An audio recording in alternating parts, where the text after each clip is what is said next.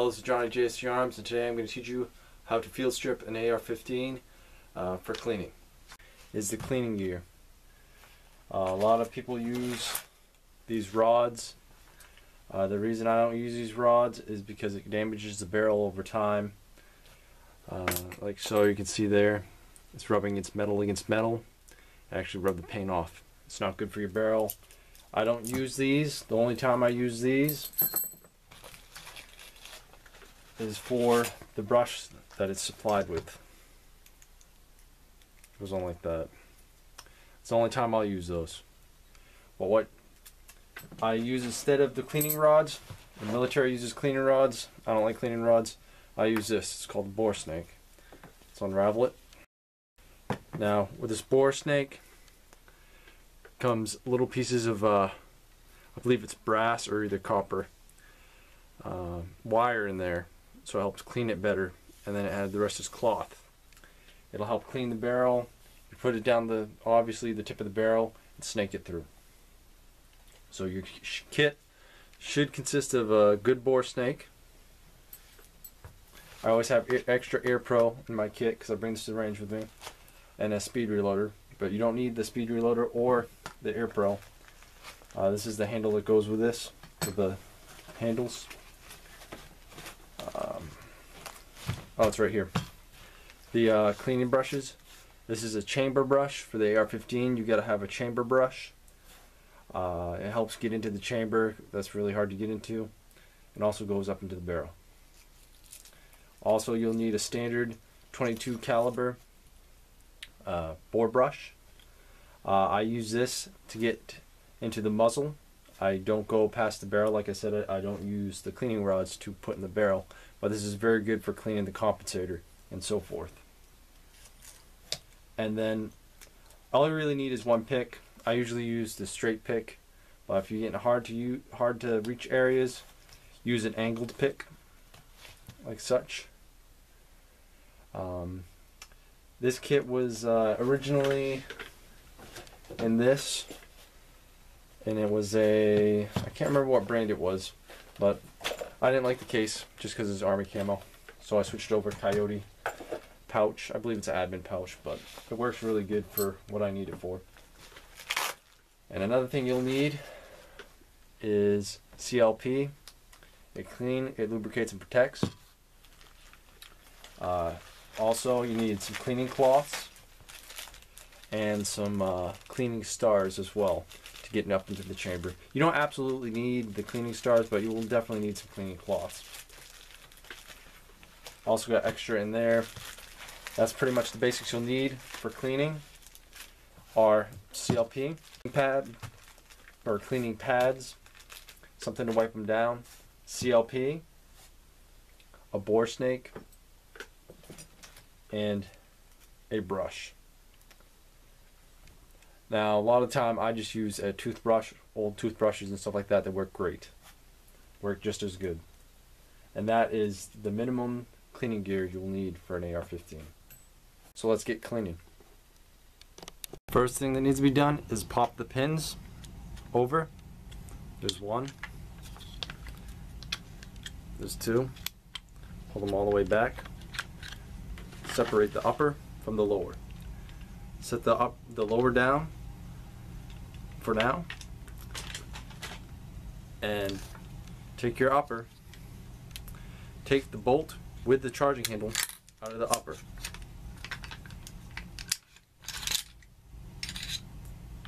Once that's done, the thing I want to mention is the different types of bolts.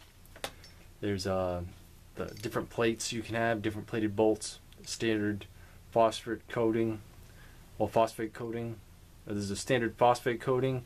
And this is a nickel boron coating. Kind of looks chrome.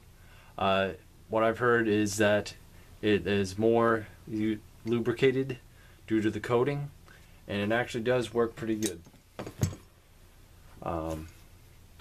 But this is a standard mil spec. The main thing with bolts is make sure they're staked properly where these two bolts are, which means that they will not come out. But now let's disassemble the bolt. This is located right here where this hole is.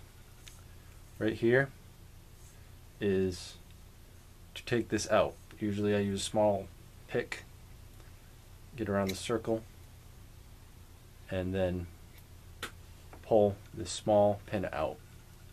Set it aside where you won't lose it, because these get lost a lot. Take this bolt carrier, and then not on the bolt end, upside down, tip it, and the firing pin falls out due to gravity. If it doesn't fall out, give it a couple bangs on the back, it won't hurt. So there's the firing pin. Once that is done, right here, there's this part. This part has to be removed. You twist it.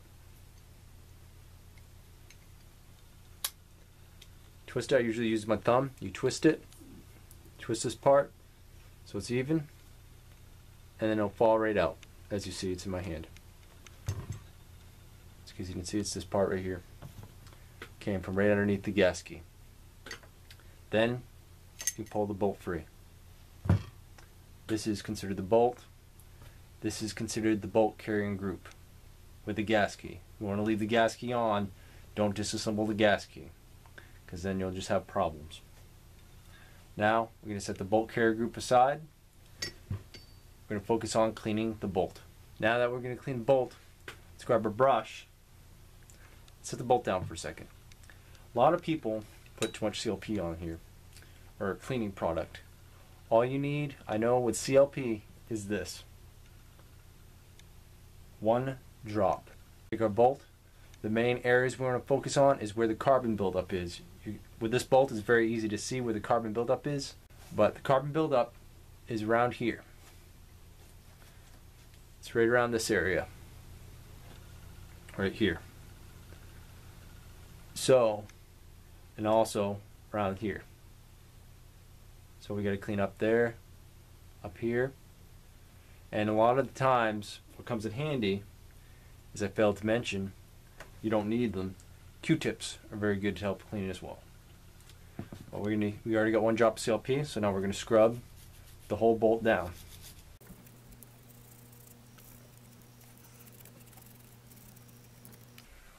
Once your bolt is clean, set it to the side next to your firing pin and your other pin that we took out in the first step.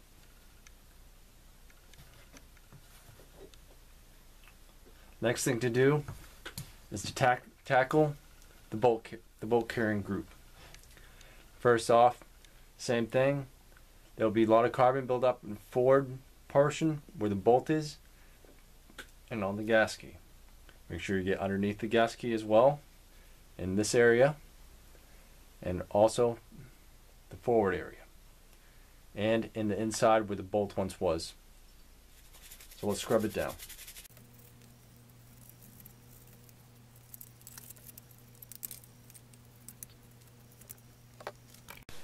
Next thing we'll tackle is clean the other 3 parts that we set aside, the small parts. Grab this, give it a quick scrub down, and get all the carbon off of it. Now, take your firing pin, do the same. Grab your bolt carrier group, insert the bolt, then insert this retainer.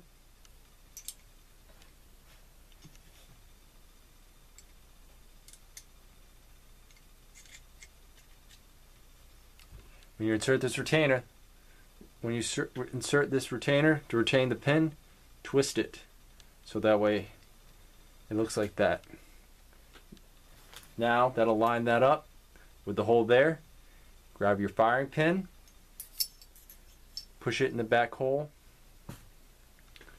right there, and slide it in till you can't slide it in no more, all the way forward. Now take the smaller retaining pin,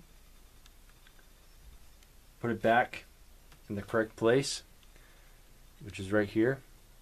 This will go in. Now that you've inserted the pin, ensure it's not protruding. Push with some object, make sure it's all the way in. Now that it's all seated, the bolt is back, or it might be forward, but it should, if it is back, take your wrist, fling it out like that, push it back. That's doing a functions check. So you shove the bolt back, now you're flinging it forward, and now you can put it in your AR-15. But before we do that, let's set this aside and clean the rest of the rifle. Next step is to clean the charging handle. This is the charging handle. Be sure, if you need more CLP, just give it one squirt. Get the outside area, get inside here, and get this as well, where the latch is. Make sure the latch is clean. This will also help lubricate it as well, because it lubricates and protects if you're using CLP. Now that is done, we go to the upper. Now with the upper, you can scrub the whole thing down on the outside, but what's really important is the inside, making it work. So now that we cleaned the bolt charging handle, we're going to clean the upper. So now we clean the inside, clean everything. Clean the inside here, scrub it down as good as we can, and try to fit this brush in every little area. And this is where the Q-tips will come in handy.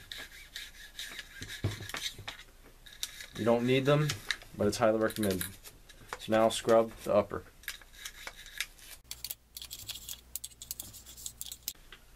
Now this may be hard to see, but there's a gas tube in here. Gas tube is located right here. It should look chrome, but it's probably full of carbon. So make sure you get a Q-tip and clean in there as well. Let's get our Q-tip. This Q-tip, since there's a lot of carbon, just put a little drop. We'll put one drop on the tip of the Q-tip. Let it soak in. Now take your Q-tip and clean the gas tube. Gas tube is clean. You can also clean the outside if you like to keep the preventing from rust. Just don't put over amount of coat, just put a light coat. Now with this lower, I got a drop-in trigger tack on, so we're gonna try to get it as good as we can. You can take it out by popping the two pins out, but we're not gonna do that today. So first thing is put the weapon on fire. Put your finger here, because this will damage your receiver over time. Hold this hammer. This is the hammer. Put your finger on that. Press the trigger and let it ride home, all the way home forward till it hits the mag well. But make sure you're guiding it there, or else it's gonna crack your receiver. So now that we're inside there, you see a little bit of carbon, stuff like that. It's probably some dirt. Scrub the inside thoroughly as best you can. Get the hammer and any internal parts.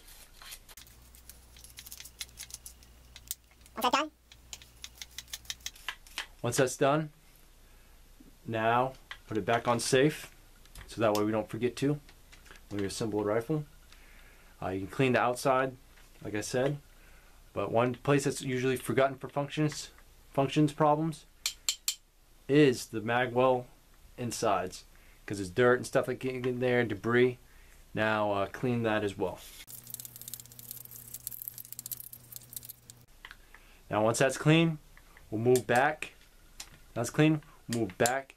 Start worrying about the buffer spring and the buffer. Is this little detent here?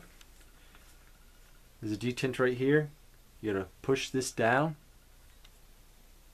Pop. When you're pushing it down, you gotta press down on the spring so it relieves the tension. Let the spring push the buffer out, and it'll ride it forward like so. Now take this buffer with the spring out. Set the lower aside. Simply pull the buffer out of the spring. What I like to do is I'll scrub this down with CLP. This will clean it. Once this is clean, what I like to do, if needed, it helps with the noise and it helps lubricate. What I use to lubricate the spring, a lot of people, you don't see this, is a little trick of mine. What I like to do is I like to use white lithium grease. And this is what I do. put a little teeny half a pea size onto your fingertip. You probably want to wear gloves, but actually probably a little bit smaller than that. Now take a rag. Take your rag. Put a little bit on there so you don't overuse it. Now you got a little bit on your finger. So now try to evenly coat here and there lightly, where you can like rub it in like suntan lotion. Do that on the spring. Get more if you need more from the clock. Just keep applying.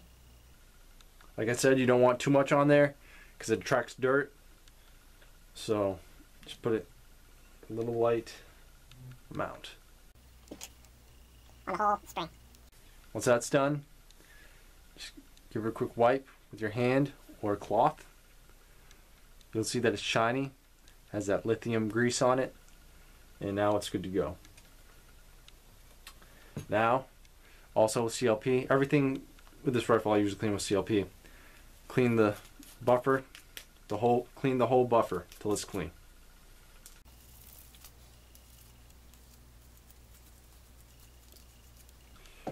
Once that's clean, take your buffer, drop it into the spring, like so. Now we need to grab the lower. Grab the lower, put it back through the buffer spring tube. It should be good enough. I already know mine's clean, but if you do have problems with your buffer, it shouldn't be any dirt in there, but clean inside the buffer tube before you put the spring in. But with normally, that's not usually needed with a field strip. But if you do, then obviously take a toothbrush, take a cleaning brush, and clean down in there with CLP. But we're not going to do that today. We're going to pop this back in. The retaining pin should hold it in once you push it in. Now that that's complete, we are going to set this lower down for now. And one thing that I left out about the upper is the muzzle brake. You got to clean in there. Usually I use the bore 22 caliber, but you can also use a brush. So when you're doing this, make sure you get in here.